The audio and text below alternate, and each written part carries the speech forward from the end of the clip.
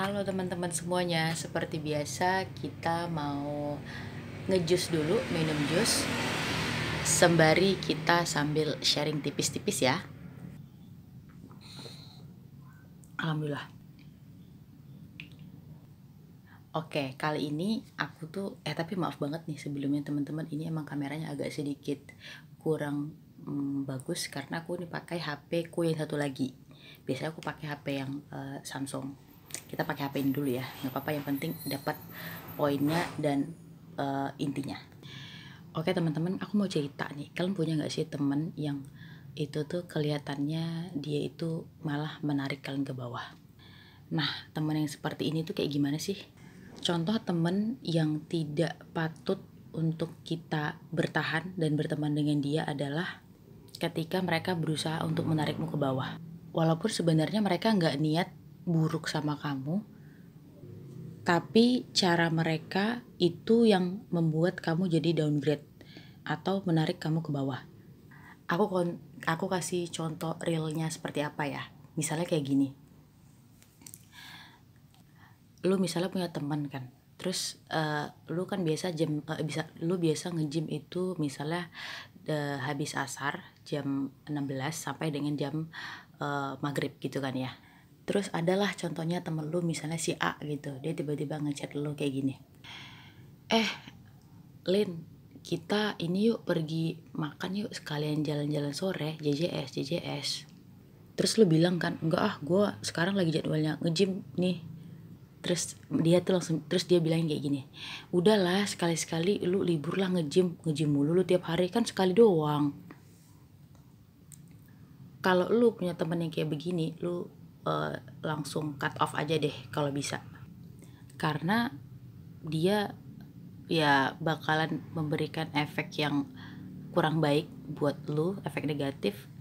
Ya itu tadi, menarik lo ke bawah. Atau orang kayak gini kalau misalnya nggak lu cut off, dia bakal membuang-buang energi lu dan membuang-buang waktu lu.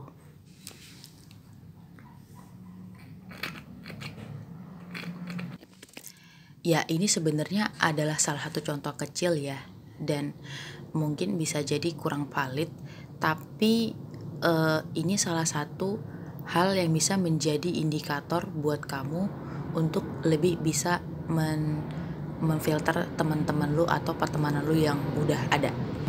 So buat kalian, bentar ada pesawat.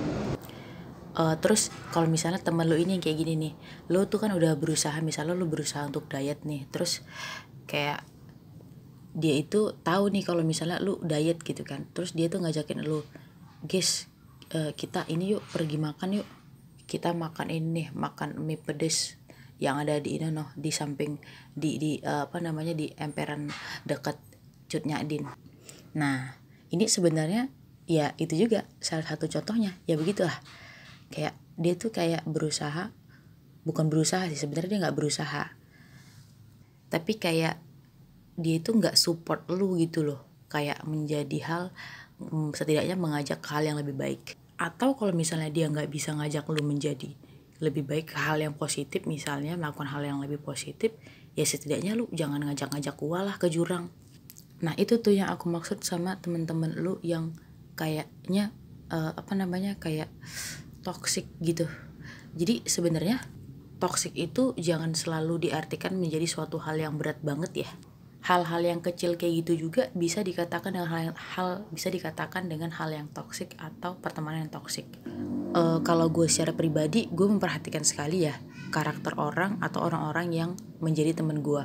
Karena sebagaimana kita ketahui bahwasanya orang itu akan cenderung menyerupai teman terdekatnya. Kalau misalnya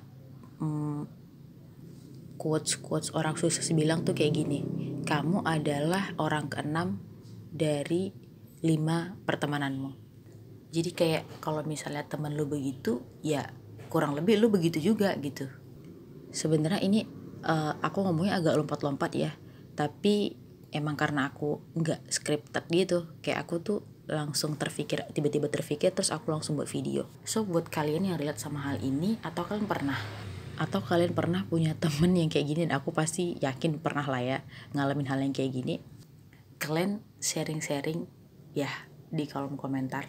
Sekalian kalian boleh tanya hal apa aja, dan kalau misalnya bisa aku jawab, kalau nggak bisa kita sama-sama belajar. Dadah.